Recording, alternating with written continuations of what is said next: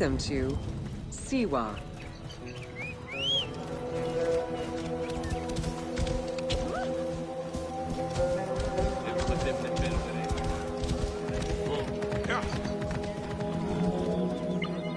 The Siwa Oasis is in the western desert of Egypt. Geographically, the Siwan Oasis is located in a depression 20 meters below sea level. Its natural springs and warm climate aided in the bountiful production of date trees. Though clearly influenced to some degree by Egyptian and African culture, the area's isolation resulted in a unique society and language. While they worshipped the same deities, Siwan temple architecture differed from traditional Egyptian temples.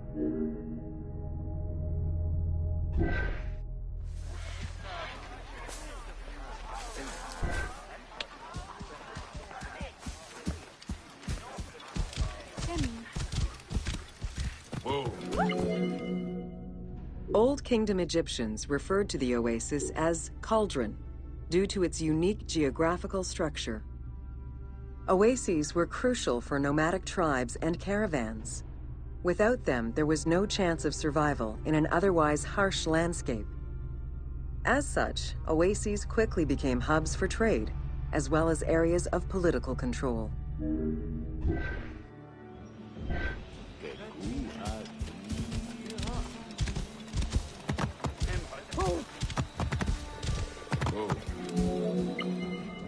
Because of the dry climate, there is very little rainfall to sustain the oases.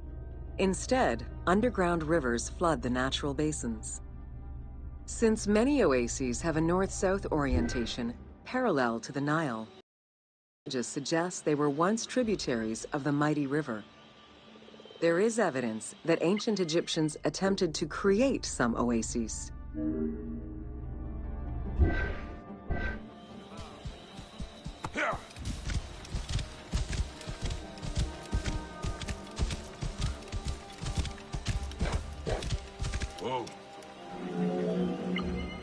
The Libyan oases are the best known, as they are geographically and culturally linked to the Nile Valley and the Delta. These western oases have a distinct geology from the other regions of Egypt. The most famous and important oases are Karga, Dakhla, Farafra, Baharia, and Siwa.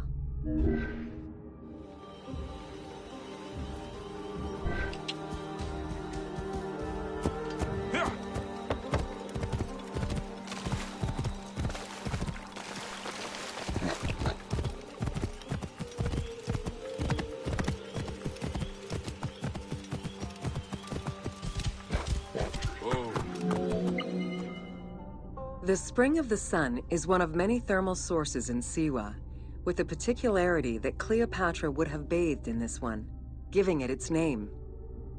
The presence of the source beneath was attested already by Herodotus during the 5th century BCE, when the oasis was called Amuneion by the Greeks of Cyrene.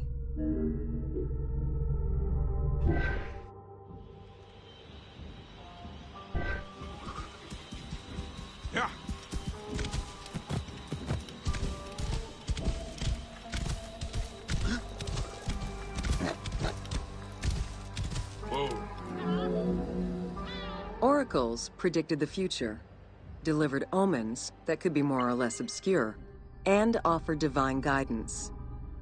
The Siwan Oracle was considered one of the 3 greatest of the ancient world, alongside the oracles of Delphi and Dodoni. Because of the Greek colonies in Cyrenaica, the temple associated Zeus with the worship of Ammon.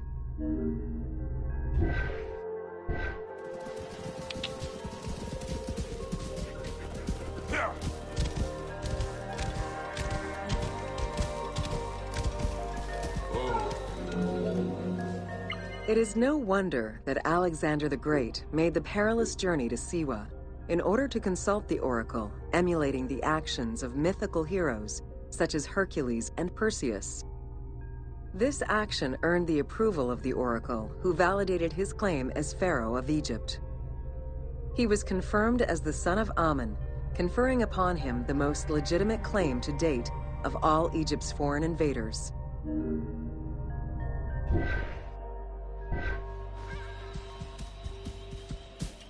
Yeah.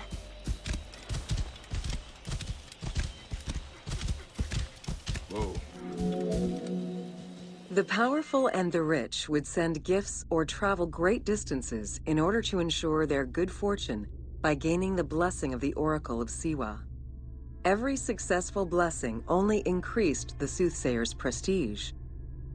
Runner Eubotus, a famous citizen of Cyrene, consulted the oracle in order to know if he would win the 93rd Olympic Games race in 408 BCE. He did, enhancing the standing of the C1 oracle in the process. Ha! Whoa. The Temple of the Oracle of Amun was built in the 6th century BCE by Pharaoh Amasis. In the game, its entrance is guarded by ram-headed sphinxes, the animal representing Amun. They were inspired by similar statuary located at the British Museum. Another option would have a Greek-influenced representation of Zeus Amun, a human-headed sphinx with horns. This representation of Zeus Amun was very popular in Siwa.